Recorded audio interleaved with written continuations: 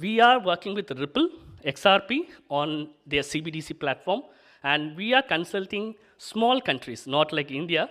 So they are very advanced. We are already into the CBDC platform. We are consulting small countries as one of the advisory paper submission and everything on the CBDC, how they can move to CBDC.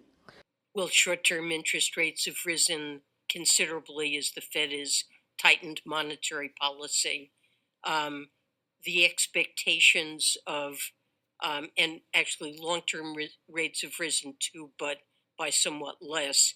The expectations of most forecasters and of CBO's recent analysis suggested that while interest rates are expected to be above the very low levels that they were at prior to the financial crisis, they are expected to decline somewhat. I'd like to explore that just a little bit.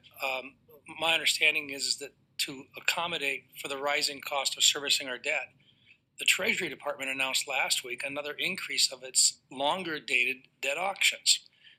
If we don't course correct, the federal deficit may very well reach a point where no one's willing to take on our government issued debt. Is that a possibility?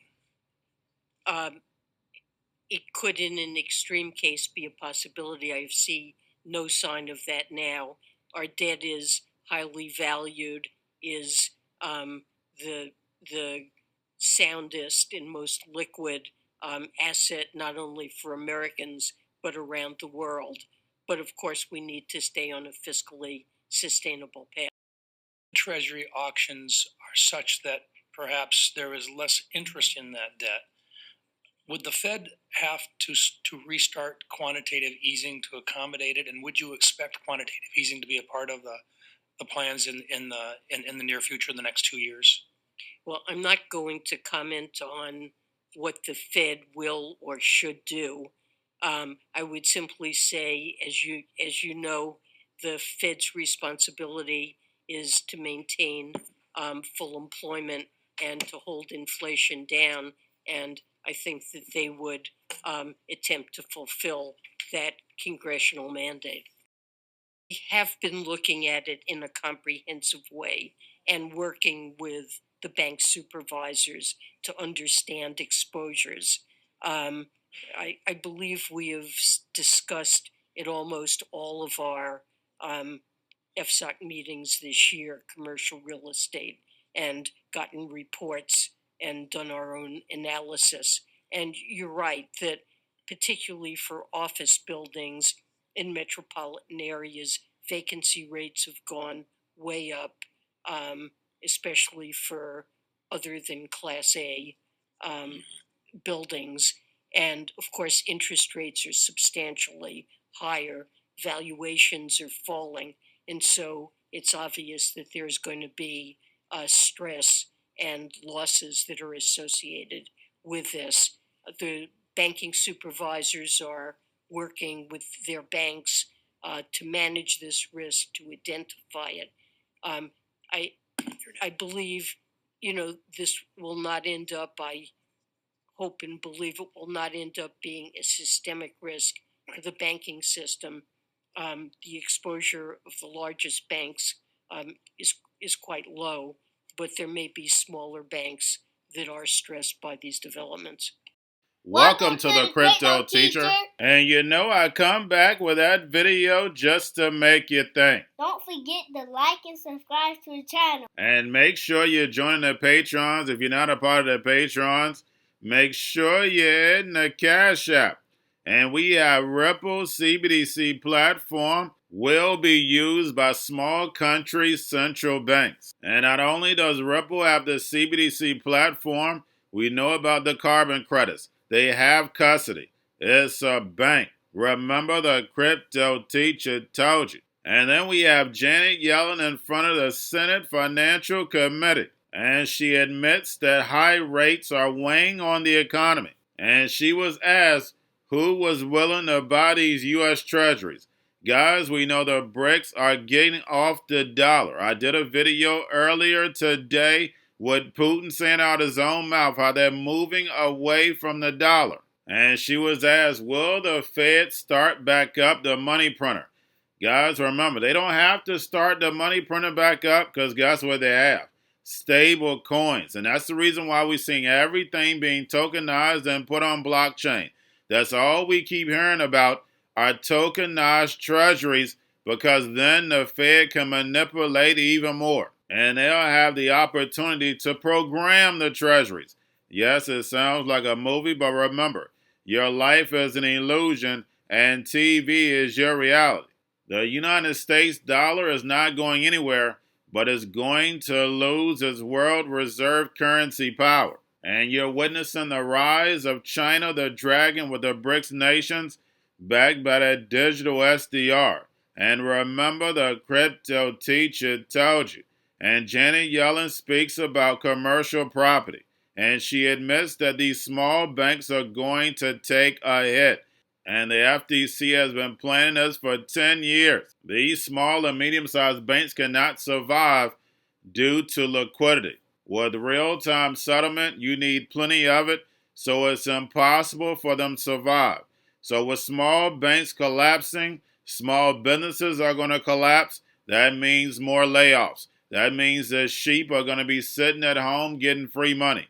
But little do they know, that money is programmable, telling them what, when, when, how to buy, and you have 3 to 6 months to spend it, or poof, it's gone.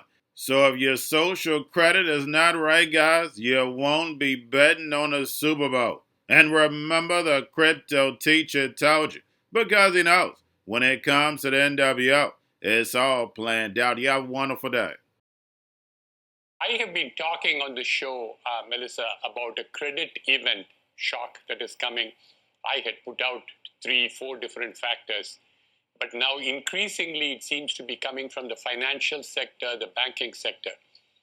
And even Janet Yellen, the Treasury Secretary, who until recently has repeatedly claimed that the banking system is sound, has given way to talking about her concern about commercial real estate. Yesterday, she told the Senate Banking Committee she is very worried about non-bank mortgage lenders. So you have, I think, what I call a CRE tsunami that is coming. The timing, you may disagree. You may say it's not 2 months, it's 4 months, but somewhere in the first half of the year. That's why I picked the May-June meetings for when the rates would be cut. We've seen or sort of forecasted that there would be issues with commercial real estate for quite some time, but there hasn't been that trigger. And I'm wondering, there was an article on Bloomberg this morning, or maybe it was last night, effectively saying that there could be ripples from China's need to sell some of these assets that they hold around the world. Right. And again, yes, that is quite possible, but I wouldn't venture a guess, Melissa, as to where it's going to come from. But the China impact could be significant. We saw what happened in China with Evergrande and the liquidation. The property sector there is in deep dive. And to the extent there are sales which are going to elsewhere in the world, and the commercial real estate problem is also now in Europe, it is in Japan. So that's why I think it is systemic, and I don't know where the Treasury Secretary can say she doesn't think it is systemic. We saw a couple of banks in Europe having to mark down their portfolios. Precisely. Surprisingly, that didn't really have much of an impact here in the United States. It sort of happened, and then we all here moved on. Give me a sense of how much you're seeing for this Super Bowl in Las Vegas with these teams compared to past Super Bowls. Yeah, I mean, listen, we're just coming off phenomenal momentum last year. We just listed on the New York Stock Exchange last week, which was very exciting. Every year, new records are being set in the Super Bowl, and this year will be no exception. There's so much excitement this year around the player props in particular, lots of activity around Travis Kelce and Mahomes as MVP and Christian McCaffrey, but there's really something for everyone. So FanDuel this year has 600 pre-live markets. We have a really fun twist on Super Bowl, the classic Super Bowl squares. And there's some new markets, fastest ball carriers. So there's literally something for everybody to bet on this year. And don't forget to go in and place your prediction on whether Rob Gronkowski is going to make the kick of destiny. He's doing his redemption kick, as you know. Going to a different economy, and we're going to be learning more about that as we go. But clearly, we're learning that things can be done from remote locations. We're learning that technology can replace people even more than we thought. We're not going back to the same economy. We're recovering, but to a different economy, and it'll be one that is more leveraged to technology. And I worry that that is going to make it even more difficult than it was for many workers. In Silicon Valley, and my friends who work in technology know that what we did to the manufacturing workers, we are now going to do to the retail workers, the call center workers, the fast food workers, the truck drivers, and then even bookkeepers, accountants, insurance agents, lawyers, and on through the economy. So what happened to the manufacturing workers is a very clear sign. And so we'll import Chinese-based CBDC technology. So it's going to be CBDC in a box provided to you by the People's Bank of China. But every stock, every bond, every currency, every commodity, every piece of art, every private business, every piece of real estate will eventually be a token on a blockchain, an entry on a ledger, permanent and immutable. We will have truth instead of trust, and we will save over $7 trillion a year. 6 to 8% of global GDP is wasted by the friction of the trust industry that's necessary when you have dual entry accounting.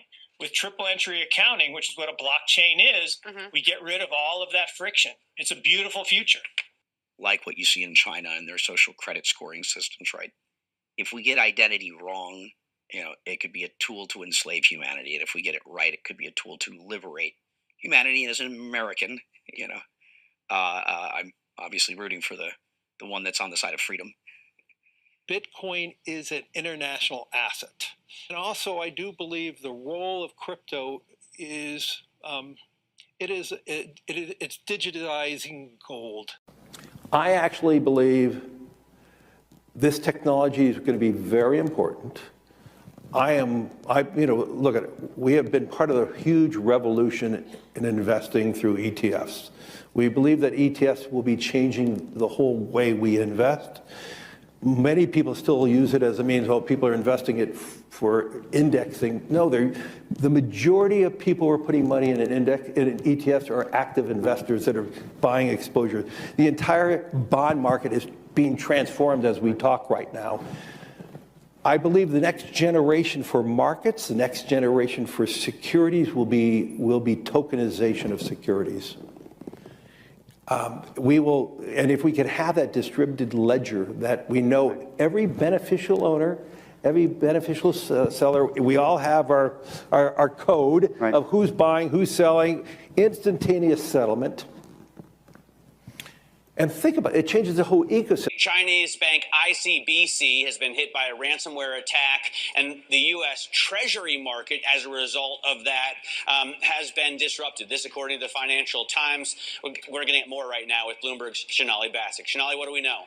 Listen, we have the Financial Times now reporting that ICBC, one of China's largest banks here, was hit with a ransomware attack.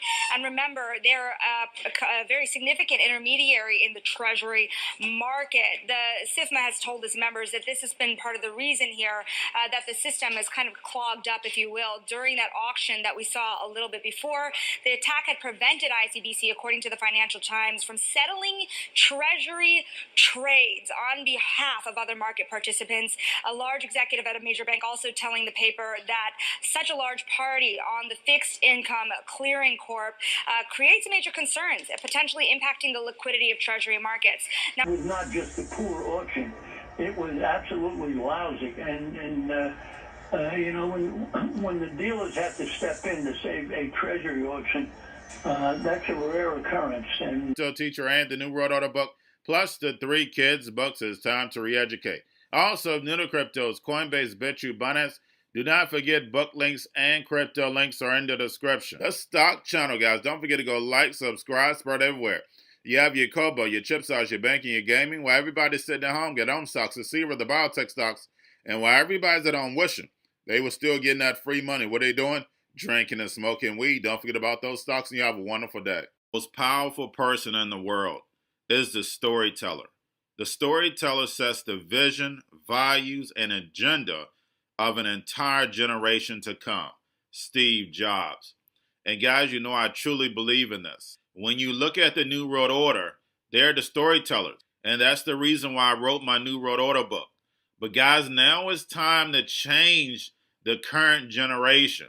And I wrote 3 kids books. You know, I love the Trinity because I understand the power that's in it. So I have 3 books. We have an opportunity to change the generation, to educate, not just me, but I want to show you that I take action on a daily basis. And I want you to take action on a daily basis. Whether it's your job, whether it's in your community, we have an opportunity right now to educate the masses. I posted this on my Twitter account. Please share, but this is a short clip of the 3 books. There's going to be a clothing line and action figures. Please get these books for your kids, nephews, cousins, friends, so therefore we can start the re-education now. Because as we see, the 4th Industrial Revolution foundation is definitely here. Robots, algorithms, drones, taking humanity out the picture. We have to re-educate. But let's get into the video. Part 1. King Joshua and Grandma Tam save the village. Part 2. King Joshua and Grandma Tam save New York from COVID 33. Part 3.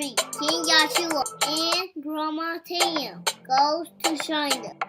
It's mandatory to get part 1, part 2, and part 3 of this series. It's time to re-educate Generation Z.